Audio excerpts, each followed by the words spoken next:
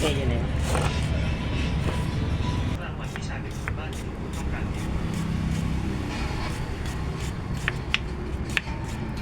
ต้องทำความสะอาดเกลียวหน่อยตัวนี้ยิงออกยากแล้วก็ใส่ฝืดนะเราต้องลองเกลียวก่อนนะ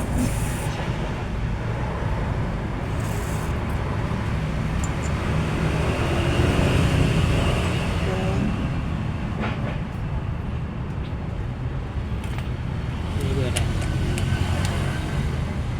เบอร์18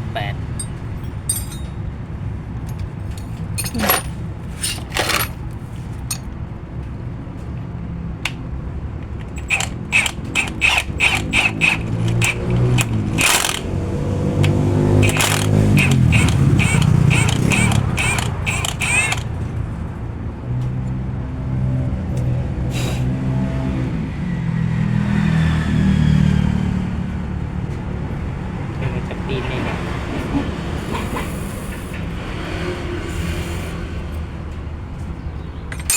อันนี้นะว่าอันนี้ด้านหน้า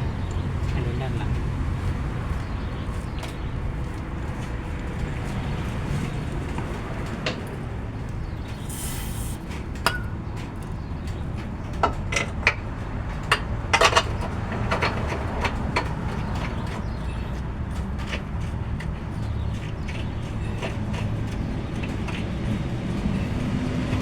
นี้หวานไม่ได้เลยนะหวานนี่งานเข้าเพราะว่าเป็นในตัวรถด้วยหวานเอาไม่ได้แล้ว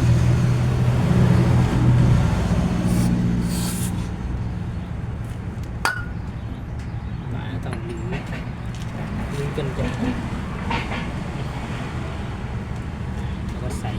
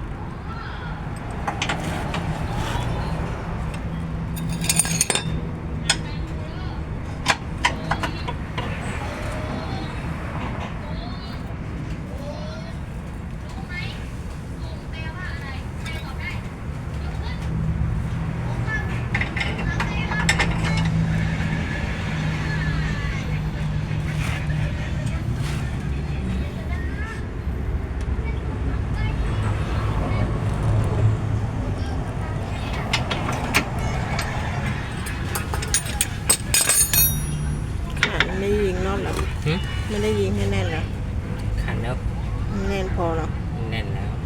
ไม่งั้นหวานสั่ง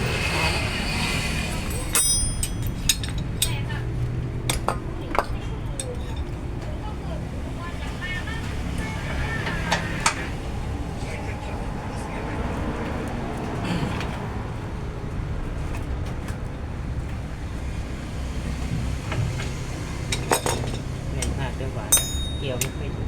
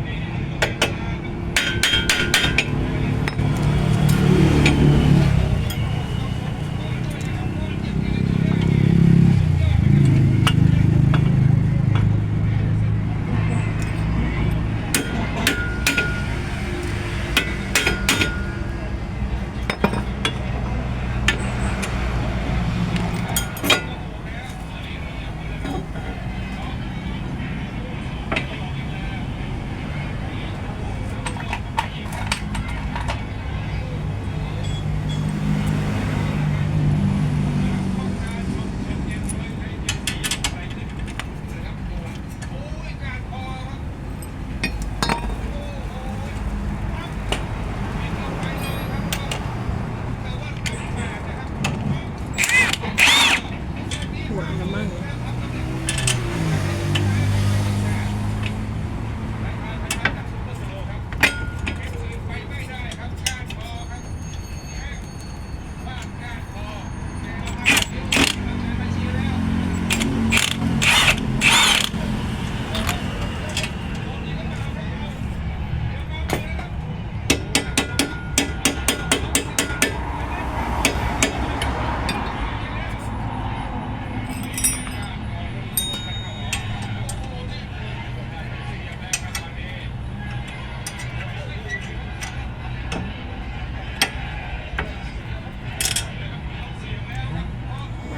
เป็นยุบหมดแล้ว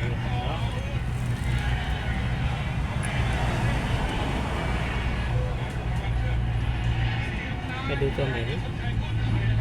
ดูตัวใหม่นี่ไหมเนี่ย เที่ยงนะ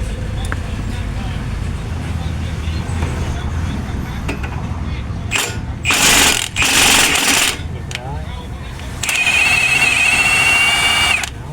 ไม่เอาอีกสินี้